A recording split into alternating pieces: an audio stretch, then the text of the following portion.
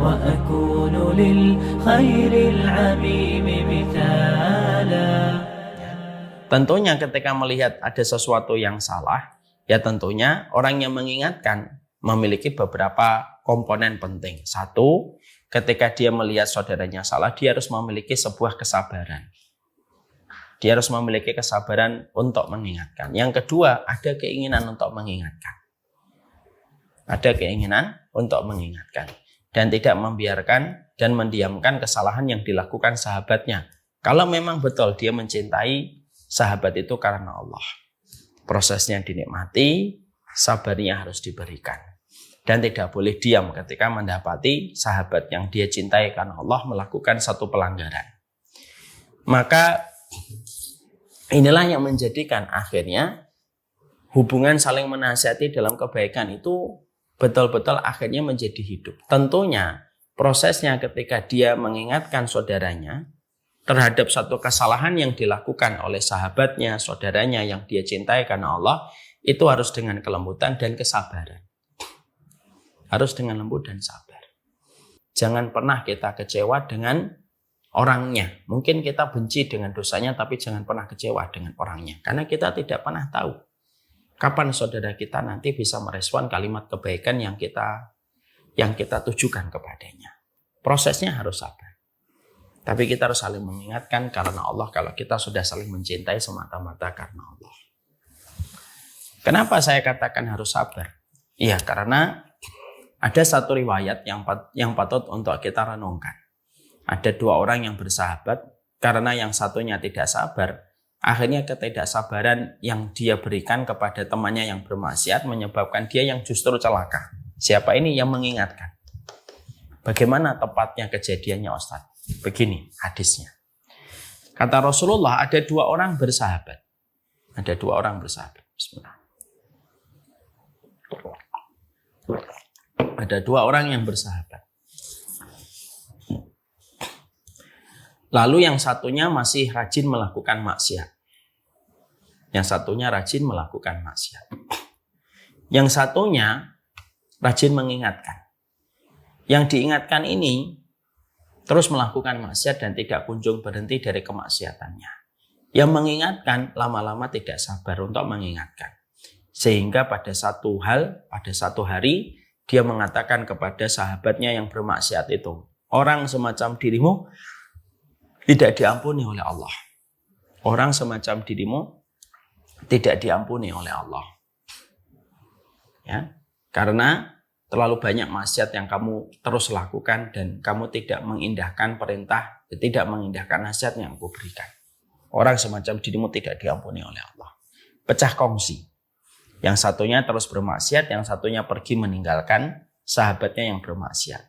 Seiring waktu, yang bermaksiat tadi akhirnya tersapa dengan hidayah. Dan akhirnya dia bertobat kepada Allah.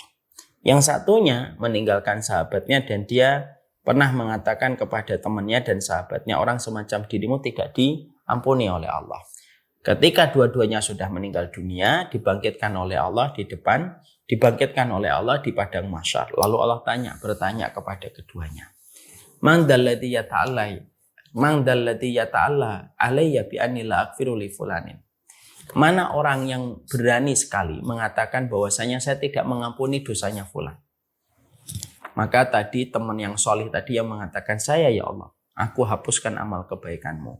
Karena kamu lancang ya, mencatut nama dan sifatku untuk kamu jadikan sebuah kesimpulan aku tidak mengampuni fulan. Allah itu tidak suka kalau sifatnya itu diambil lalu kita mengatakan bahwasanya Allah tidak mengampuni, padahal Allah adalah Maha Pengampun.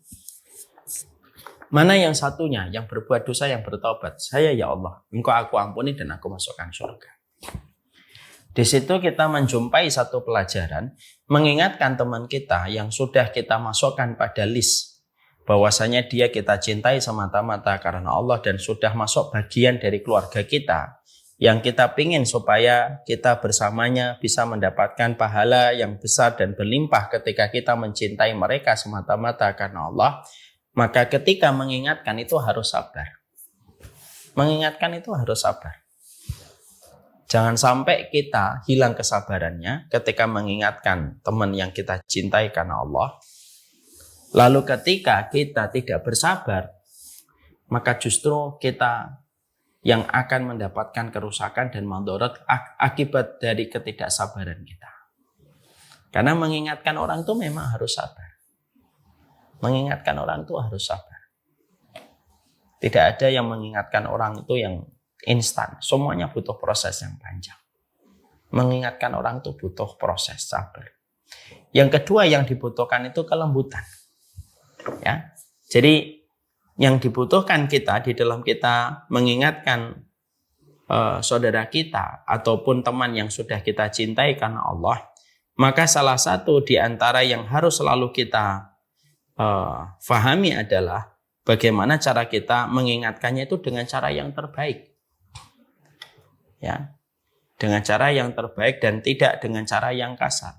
Karena kita mendapatkan pada surat Ali Imran ayat 159, wa in kunta faddan ghalidul qalbi lang faddu min haulika.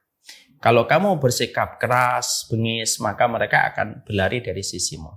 Makanya di awal ayatnya Allah menyampaikan fabima rahmatin minallahi lintalahum. Kalau bukan karena rahmatnya Allah, kamu tidak mungkin berlaku lembut kepada mereka.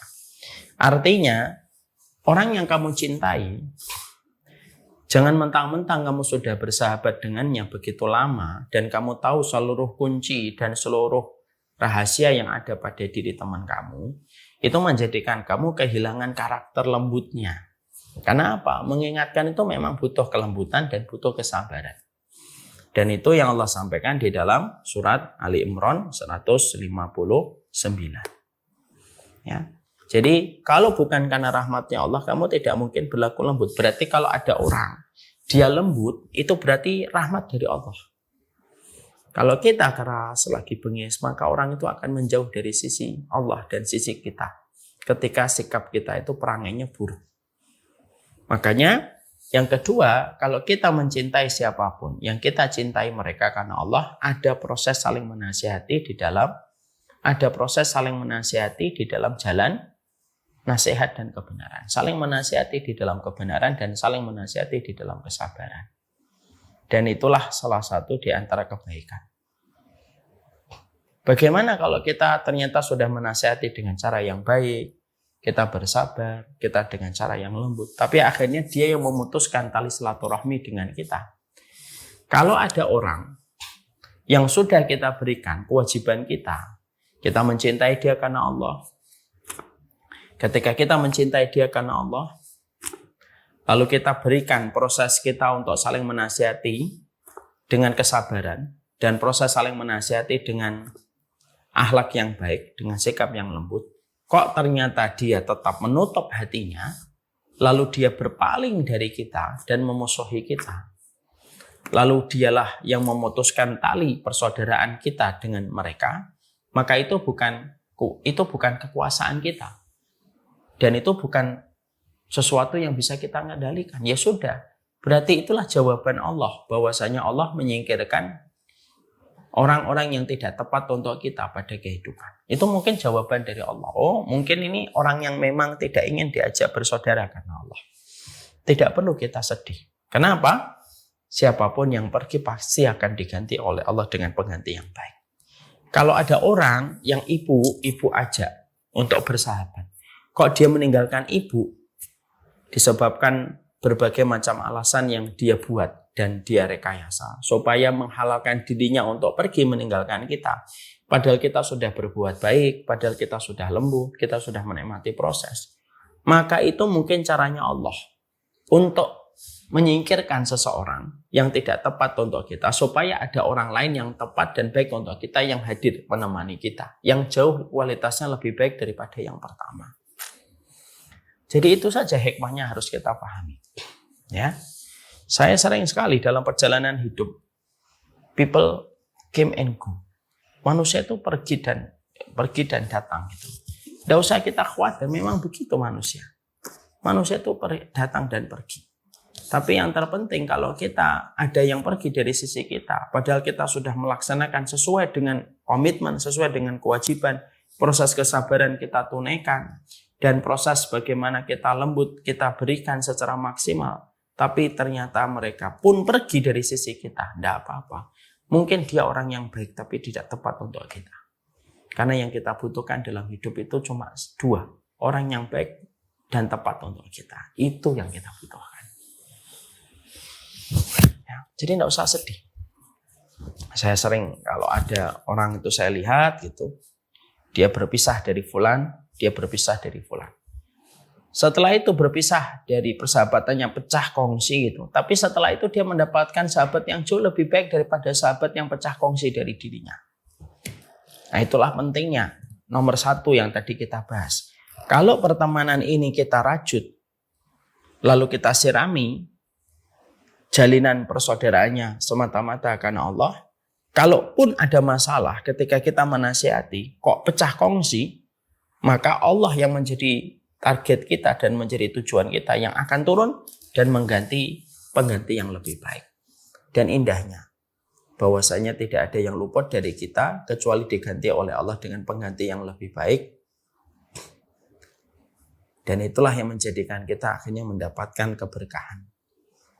Ya, ketika penggantinya Allah kirimkan lebih memberikan kebaikan di dalam kehidupan kita. Itu yang kedua.